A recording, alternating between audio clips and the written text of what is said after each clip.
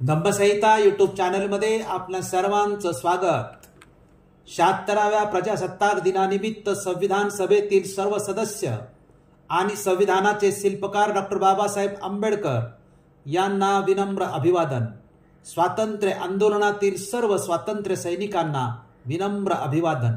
तसेच सर्व नागरिकांना 76व्या प्रजासत्ताक दिनाच्या हार्दिक हार्दिक हार्दिक शुभेच्छा। 76व्या प्रजासत्ताक दिनानिमित्त प्रजासत्ताक दिनाचे साजरीकरण हा आजचा विषय आहे। या विषयाचे स्पष्टीकरण असे की 1950 सालापासून भारतात प्रजासत्ताक दिनाचे साजरीकरण केले जाते, त्याची माहिती देण्याचा साध्या सोप्या भाषेत आम्ही या भागात प्रयत्न केलेला आहे। हा विषय 6 मुद्द्यात आम्ही स्पष्ट करणार आहोत। पहिला मुद्दा आहे प्रजासत्ताक दिनाची सुरुवात। दुसरा मुद्दा आहे प्रजासत्ताकाचा अर्थ व वैशिष्ट्य। तिसरा मुद्दा आहे भारतीय प्रजासत्ताकाची ऐतिहासिक पार्श्वभूमी। चौथा मुद्दा आहे 26 तारखेचं महत्त्व। पाचवा मुद्दा आहे की भारताची राजधानी नवी दिल्लीत होणारे साजरीकरण। आणि 6वा मुद्दा आहे की देशभर होणारे प्रजासत्ताकाचे साजरीकरण। त्यानंतर संविधान प्रबोधन मालिकेची घोषणा। या सर्व मुद्द्यांचे थोडक्यात स्पष्टीकरण या भागात करण्याचा प्रयत्न केलेला आहे। पहिला मुद्दा प्रजासत्ताक दिनाची सुरुवात हा आहे। याचे स्पष्टीकरण असे की प्रजासत्ताक दिन हा भारताचा एक राष्ट्रीय सण आहे, एक राष्ट्रीय उत्सव आहे। दरवर्षी 26 जानेवारी रोजी पाळला जाणारा हा राष्ट्रीय दिन आहे। या दिवसापासून भारताने संविधानाची अंमलबजावणी करायला सुरुवात करून देश प्रजासत्ताक म्हणून घोषित केला।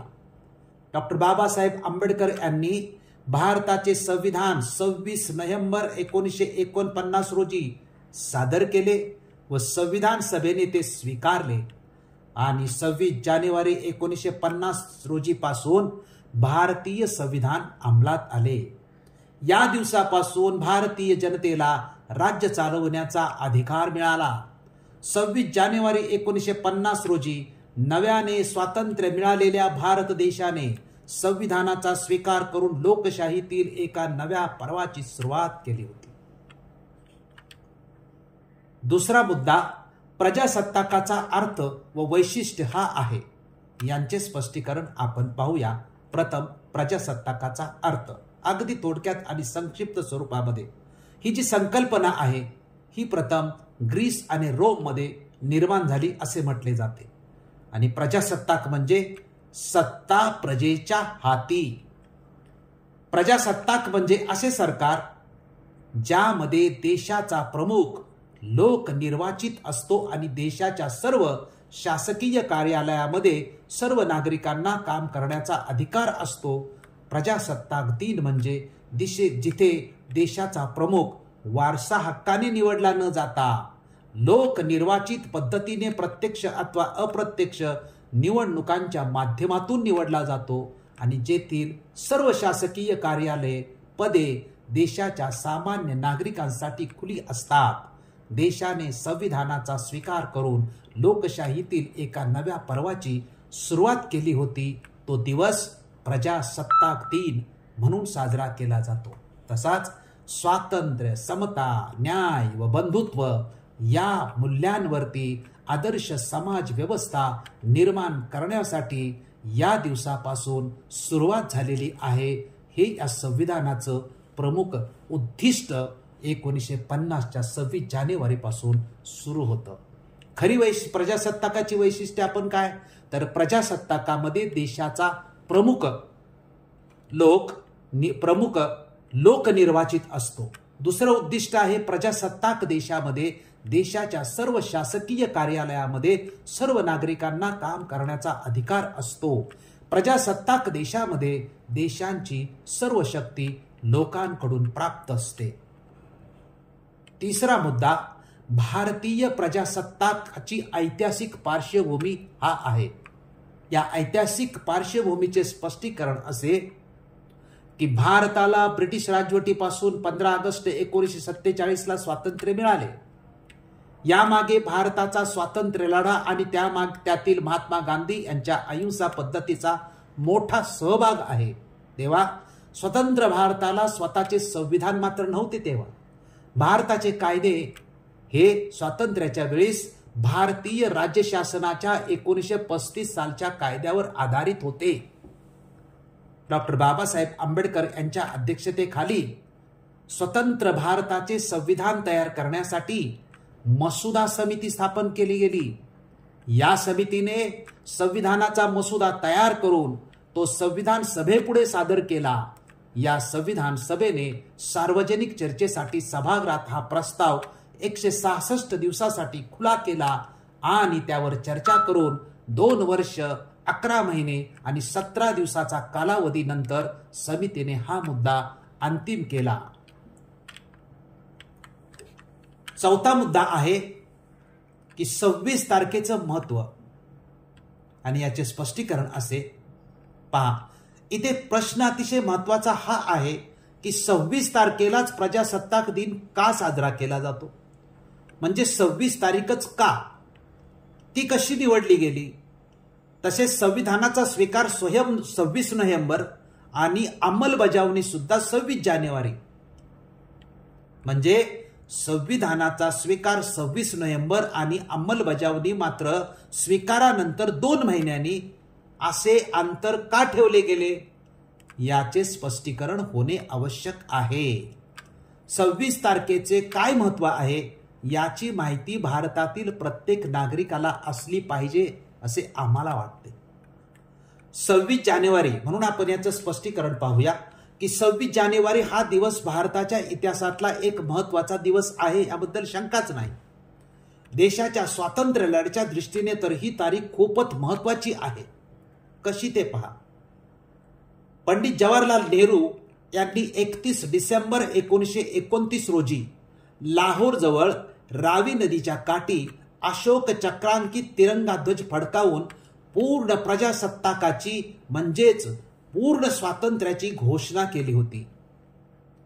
यानंतर देशभर पूर्ण स्वराज्याच्या मागणीची ही घोषणा करण्यासाठी सर्वांना सांगण्यात आले होते। ही बातमी देशाच्या प्रत्येक गावात पोहोचण्यासाठी वेळ लागणार होता, म्हणून 31 डिसेंबर 1929 रोजी केलेल्या घोषणेच्या साजरीकरणाचा एक दिवस ठरवण्यात आला होता। तो दिवस म्हणजे जानेवारी 1930च्या शेवटच्या आठवड्यातील रविवारी देशातील प्रत्येक गावात पूर्ण स्वराज्याच्या मागणीचा म्हणजेच संपूर्ण स्वातंत्र्याच्या मागणीचा दिवस साजरा करावा व त्या दिवशी संपूर्ण स्वातंत्र्याची घोषणा करण्यात यावी असा संदेश काँग्रेसच्या वतीने प्रत्येक गावामध्ये पाठवण्यात आला होता। या संदेशाप्रमाणे 1930च्या जानेवारी महिन्याच्या शेवटच्या आठवड्यातील रविवारी स्वातंत्र्य दिन म्हणून गावोगावी साजरा केला गेला। त्या रविवारची तारीख होती 26 आणि म्हणून 26 जानेवारी स्वतंत्रता आंदोलनातील पूर्ण स्वातंत्र्याची प्रथम घोषणा केलेली तारीख आहे।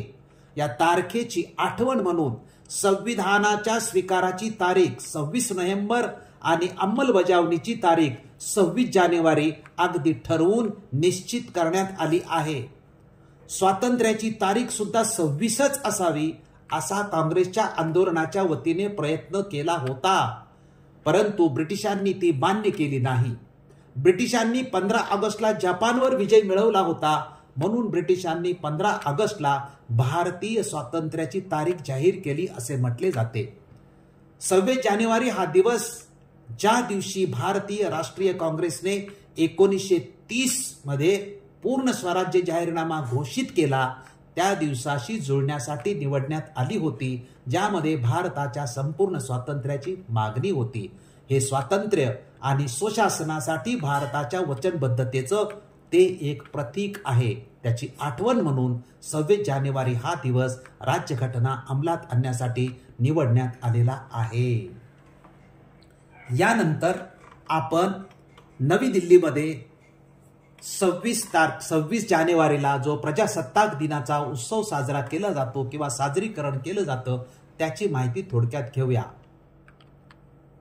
याचे स्पष्टीकरण असे आहे की प्रजासत्ताक दिन या समारंभाचा मुख्य कार्यक्रम भारताची राजधानी नवी दिल्ली येथे होतो. दरवर्षी 26 जानेवारी रोजी भारताच्या राजधानीत म्हणजेच नवी दिल्ली येथे एक मोठे संचलन आयोजित केले जाते. स्वतंत्र भारताचे पहिले राष्ट्रपती डॉक्टर राजेंद्र प्रसाद यांच्या उपस्थितीत 1950 साली राजधानी दिल्ली येथे पहिले संचलन आयोजित करण्यात आले होते.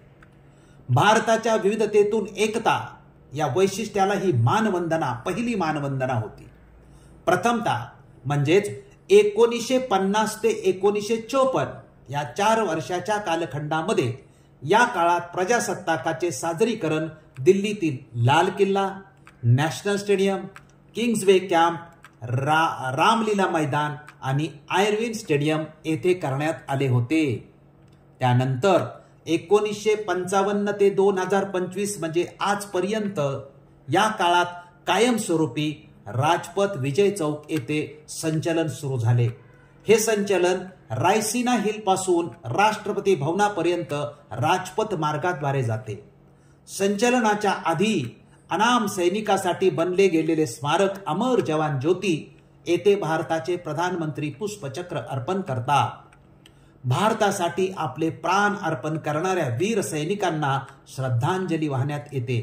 त्यानंतर प्रधानमंत्री राजपथाच्या मुख्य मंचावर जातात व आलेल्या पाहुण्यांना भेटतात. तितक्यात प्रमुख पाहुण्यासोबत राष्ट्रपतींचे आगमन होते. राष्ट्रगीत सुरू होताच राष्ट्रपती ध्वजारोहण करतात व 21 तोफांची सलामी दिली जाते. त्यानंतर देशासाठी शौर्य गाजवलेल्या सैनिकांना राष्ट्रपतींच्या हस्ते अशोक चक्र, कीर्ती चक्र हे मुख्य पुरस्कार देण्यात येतात. राष्ट्रीय शौर्य पुरस्कार देऊन सन्मानित करण्यात आलेली देशातील शूर बालके सजवलेल्या हत्तीवरून किंवा वाहनावरून या संचलनात सहभागी होतात. प्रमुख पाहुणे म्हणून परराष्ट्रीय राष्ट्राध्यक्षांना निमंत्रण दिले जाते. सन 1950 पासून भारत देश प्रजासत्ताक दिनानिमित्त दुसऱ्या देशाच्या राष्ट्रप्रमुखाला भारतात आमंत्रित करतो. 26 जानेवारी 2025 भारताच्या 76व्या प्रजासत्ताक दिनासाठी प्रमुख पाहुणे म्हणून इंडोनेशियाचे राष्ट्रपती महामहिम प्रबोवा सुबियांतो यांची नवी दिल्लीला भेट प्रधानमंत्री श्री नरेंद्र मोदी यांच्या निमंत्रणावरून होणार आहे. भारतीय फौजांचे वेगवेगळे सेना विभाग संचलन करतात. भारतीय राष्ट्रपती या फौजांची मानवंदना स्वीकारतात. या संचलनाची पूर्वतयारी विशेष काळजीपूर्वक केली जाते. 3 महिन्यापासून पूर्वतयारी सुरू असते. या कार्यक्रमात भारतातील सर्व घटक राज्य भाग घेतात. भारताच्या सर्व क्षेत्रातील वैभवांचे दर्शन घडवणारी भली मोठी मिरवणूक निघते. चित्ररथ या संचलनाबरोबरच भारतातील विविध संस्कृतीची झलक प्रस्तुत चित्ररथाद्वारे केली जाते. त्यासाठी भारतातील राज्यांनी आपापल्या राज्यांचे चित्ररथ पाठवलेले असतात. त्यामध्ये महाराष्ट्राचा चित्ररथही असतो. या चित्ररथांच्या सादरीकरणाची विशेष पूर्वतयारी सर्व राज्यांचे कलाकार काही दिवस आधी करतात. या चित्ररथ सादरीकरणाला विशेष पारितोषिकही दिले जात असल्याने प्रत्येक राज्य आपापल्या संस्कृतीचे दर्शन अधिक चांगल्या पद्धतीने चित्ररथात दिसून येईल यासाठी प्रयत्न करतात. आणि समारोपाच्या कार्यक्रमाला बीटिंग रिट्रीट असं म्हटलं जातं. 4 दिवसाचा हा उत्सव असतो. बीटिंग याचे स्पष्टीकरण असे आहे की बीटिंग रिट्रीट या कार्यक्रमाचे प्रजासत्ताक दिन सोहळ्याची सांगता केली जाते. या कार्यक्रमाने प्रजासत्ताक दिनाचा उत्सव 4 दिवसाचा असतो. दरवर्षी 29 जानेवारी रोजी विजय चौकात होणारा हा सोहळा पार पाडला जातो. प्रजासत्ताक दिन सोहळ्याचा याला कळस मानला जातो. या समारंभाचे प्रमुख पाहुणे भारताचे राष्ट्रपती असतात. 26 जानेवारी 1950 रोजी नव्याने स्वातंत्र्य मिळालेल्या भारत देशाने संविधान अंमलात आणून लोकशाहीतील एका नव्या पर्वाची सुरुवात केली होती. म्हणून प्रजासत्ताक दिवशी राष्ट्रीय सुट्टी सुद्धा जाहीर केलेली आहे. 6वा मुद्दा प्रजासत्ताक दिन देशभर कसा साजरा केला जातो हा आहे. याचे स्पष्टीकरण असे की भारतातील सर्व शाळा आणि महाविद्यालये तसेच शासकीय संस्था, खाजगी संस्था, ग्रामपंचायती अशा विविध ठिकाणी 26 जानेवारी रोजी ध्वजवंदन केले जाते आणि भारतीय संविधानाप्रती आदर व्यक्त केला जातो. नवी दिल्ली येथे होणाऱ्या संचलनाप्रमाणेच भारतातील सर्व राज्यातही एक एक संचलन होते. प्रत्येक राज्यात त्या राज्याचे राज्यपाल फौजांची मानवंदना स्वीकारतात. या व्यतिरिक्त हा दिवस भारतात सर्वत्र साजरा केला जातो. प्रत्येक राज्यात, जिल्ह्यात, तालुक्यात, शहरात आणि गावागावातून प्रजासत्ताक दिन साजरा होतो. शाळातून, सरकारी कार्यालयातून, अन्यत्रही सरकारी ध्वजवंदन, सकाळी ध्वजवंदन व अन्य मनोरंजनाचे कार्यक्रम होतात. ठिकठिकाणी प्रभात फेऱ्या, भाषणे, प्रदर्शने आयोजन केले जातं. धाडशी मुलांचा आणि विविध क्षेत्रात कर्तृत्व गाजवणाऱ्यांचा या दिवशी सरकारतर्फे गौरव केला जातो. अनेक ठिकाणी रात्री रोषणाई केली जाते. प्राथमिक शाळातून मुलांना खाऊही वाटला जातो. मुलेही आनंदित होतात. शाळांना तोरणे, पताका आणि तिरंगी ध्वज लावले जातात. लहान मोठी मुले तिरंगी ध्वज मोठ्या उत्साहाने हातात घेऊन भारत देशाचा जयघोष करीत प्रभात फेरीत भाग घेतात.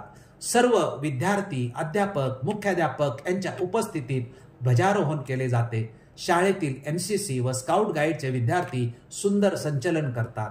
शाळेतील वाद्यवृंदावर ही राष्ट्रीय गाणी वाजवली जातात. तसेच मुले मुली आपापल्या आवडीची राष्ट्रगीते गातात. मुख्याध्यापकाकडून गुणी विद्यार्थ्यांचे कौतुक होते व त्यांना सन्मान पत्र दिली जातात. या दिवशी संपूर्ण देशभर आनंदाचे व उत्साहाचे वातावरण दिसून येते.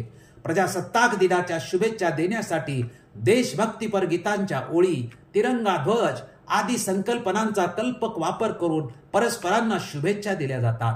देशाभिमान मनात टिकवून राहण्यासाठी भारतीय नागरिक अशा शुभेच्छा एकमेकांना देऊन परस्परामधले ऐक्य टिकवून ठेवण्याचे आव्हानही करतात. या विषयाबरोबरच 2025च्या 76व्या या प्रजासत्ताक दिनाचं औचित्य साधून आम्ही धम्मसंहिता या चॅनलच्या माध्यमातून संविधान प्रबोधन मालिका सुरू करणार असल्याची घोषणा करीत आहोत. संविधान प्रबोधन मालिकेबाबतची माहिती देणारा पहिला व्हिडिओ बुधवार दिनांक 29 जानेवारी रोजी प्रक्षेपित केला जाईल. सर्व प्रेक्षकांनी ही मालिका आवर्जून पाहावी. संविधानाची संपूर्ण माहिती क्रमशः या मालिकेत सामान्यांना समजेल अशा भाषेत देण्याचा प्रयत्न आम्ही करणार आहोत. आणि शेवटचा मुद्दा आजच्या दिवशी काय प्रतिज्ञा करावी या संदर्भाचा आहे. याचे स्पष्टीकरण असे आहे की खरे तर 26 जानेवारी हा प्रतिज्ञेचा दिवस. या दिवशी देशाला एकसंघ ठेवणाऱ्या भारतीय संविधानाचे संरक्षण करण्याची भारतातील प्रत्येक नागरिकांनी प्रतिज्ञा केली पाहिजे. स्वातंत्र्य, समता व बंधुत्व या संविधानिक मूल्यावर आधारित संविधानाला अपेक्षित आदर्श समाजाची निर्मिती करण्याची प्रत्येक नागरिकाने प्रतिज्ञा केली पाहिजे. देशातील विविधतेचा सन्मान करून एकसंघता टिकवून ठेवणारे हे संविधान आहे. मानवी कल्याणाचा जाहीरनामा म्हणून जागतिक स्तरावरती मान्यता मिळवलेल्या संविधानाचे संरक्षण करण्याची प्रतिज्ञा या दिवशी केली पाहिजे. संविधानाचा सन्मान राखण्यासाठी प्रत्येक नागरिकांनी कटिबद्ध असावे हा संदेश 76व्या प्रजासत्ताक दिनाचा आहे. धन्यवाद. आपण प्रजासत्ताक दिन साजरीकरण या विषयाची माहिती लक्षपूर्वक ऐकली व पाहिली त्याबद्दल आपणा सर्वांचे मनपूर्वक आभार मानतो. आपण हा व्हिडिओ जास्तीत जास्त लोकांपर्यंत पाठवावा ही विनंती करतो. आणि पुन्हा एकदा सर्व भारतीय नागरिकांना 76व्या प्रजासत्ताक दिनाच्या हार्दिक हार्दिक हार्दिक शुभेच्छा. धन्यवाद. जय भारत, जय संविधान. भारतीय संविधान चिरायू हो.